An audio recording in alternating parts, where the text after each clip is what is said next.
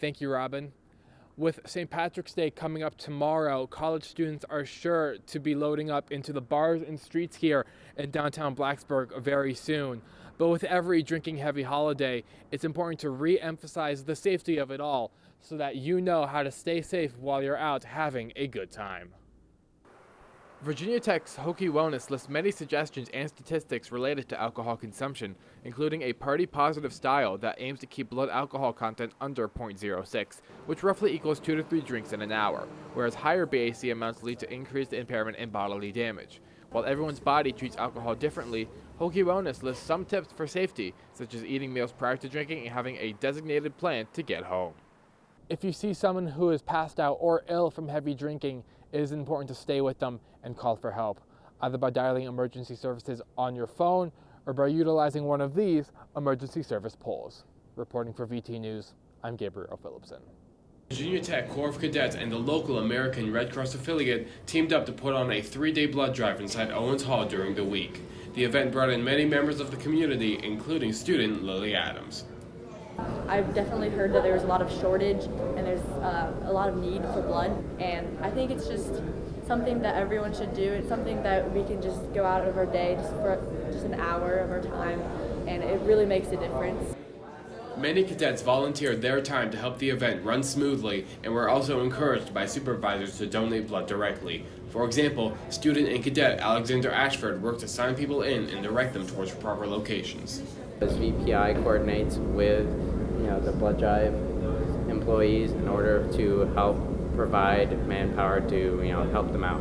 We just support them by handing out food for them and checking them in so they know where they're going. The blood drive occurring inside of Owens Hall started at 11 a.m. on Wednesday, November 9th and continues on until 5:30 p.m. on Friday, November 11th.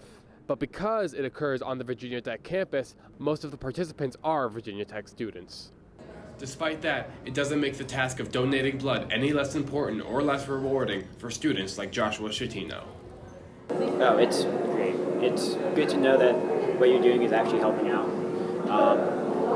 At the end of the day, you can look back and be like, yeah, I did something good today. So it's a good feeling overall, and you can't complain too much. Reporting from Blacksburg, I'm Gabriel Philipsen. In other music news, Ticketmaster is facing another controversy, this time regarding The Cure and additive fees. The band made a statement prior to their ticket sale about intentionally keeping prices low.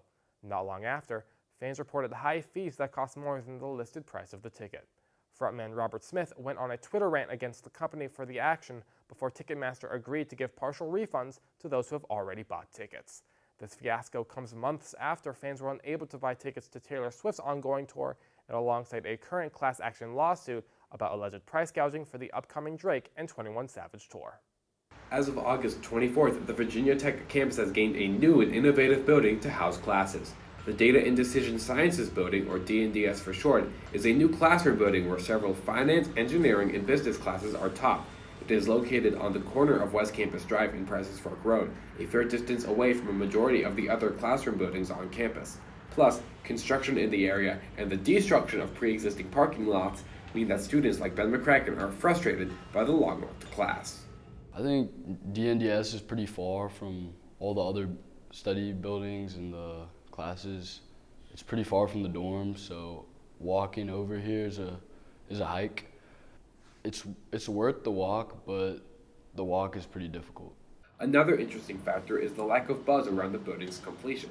There are many reports from when construction started in March 2021, but only a single Instagram post from VT Facilities in the time since the building became open. Inside, between the large auditorium classrooms and a Ticker stock market screen, is a place as new to students as it is Professor Jacob Short. It just feels more modern, to be honest. I think that's the biggest feeling difference. So it kind of gives the feel of modernity and also energy.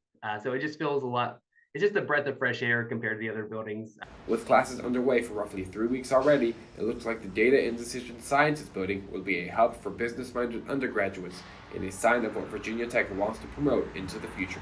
Reporting for the newsfeed, I'm Gabriel Philipsen. On December 8th, Virginia Tech and Rec Sports organized an open Reading Day dodgeball event at the Rec Sports Fieldhouse to let students enjoy a break from finals prep on one of the most stressful days of the year. I think it's going pretty well so far. We've had a couple waves of students coming in, and they all seem to be sweaty and have had a good time when they leave. So I'm pretty happy with it so far, and we'll see how it goes for the rest of the time. Rec Sports event coordinator Katie Williams is hoping this event will get students active, get their mind off of finals anxiety, and help introduce dodgeball to the VT community proper. One reason is that dodgeball is going to be an intramural sport that we offer spring semester, so it's just kind of an opportunity to give students like a chance to check it out and see what it would be like if they wanted to join intramurals in the spring to play dodgeball. And two, it's just kind of one of those sports that's a fun way to like let your stress out. From 12 to 5 p.m., the Fieldhouse kept 3 courts open exclusively for dodgeball, and students of all class ranks came in over the course of the day to play and use the Fieldhouse facilities, including senior Kenneth Yoon. Yes, I definitely think that Virginia Tech is definitely taking an active step to help students try to relieve the anxiety of exams and stress. So I really have to thank Virginia Tech for setting up all these events because I can tell they really do care about their students. Despite the positive reception from dodgeball players, a significantly larger amount of students were using the Fieldhouse for pickup basketball games, which did end up spilling over to the planned dodgeball event. Reading Day is a day in which Virginia Tech students do not have classes, and it is encouraged to spend the day studying for the upcoming finals week. However, with basketball being significantly more popular than dodgeball, it means that all 3 courts originally set aside for the dodgeball activity today have instead in some way been taken over by recreational basketball. However, over the course of the event, many groups of students did get a chance to play dodgeball. And even though there were more basketball players than dodgeball players, there was a good balance of both sports even towards the end of the event. And students like Sophia Bartholow were able to have a fun break from studying in the meantime. Yeah, I definitely think finals is stressful. I think it is for every single student. But I do find that it's a good way to break up your day, especially while studying. I just came back from studying for my anatomy exam, like 3 hours, so it's been really nice to like totally de-stress and do nothing. So I definitely feel like this is a good way to get your mind off of things and let yourself relax a little bit.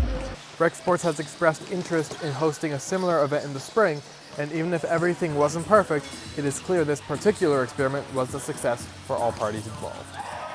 No, I think it's great that they're giving us opportunities like this. It's really fun and a good way to de-stress and decompress. I wish that there was a way to like tell people about it more often because it's kind of like from like spoken word, and there's not really a lot of places where you figure out these things. You just know from a friend. But yeah. Reporting from Blacksburg, I'm Gabriel Philipsen.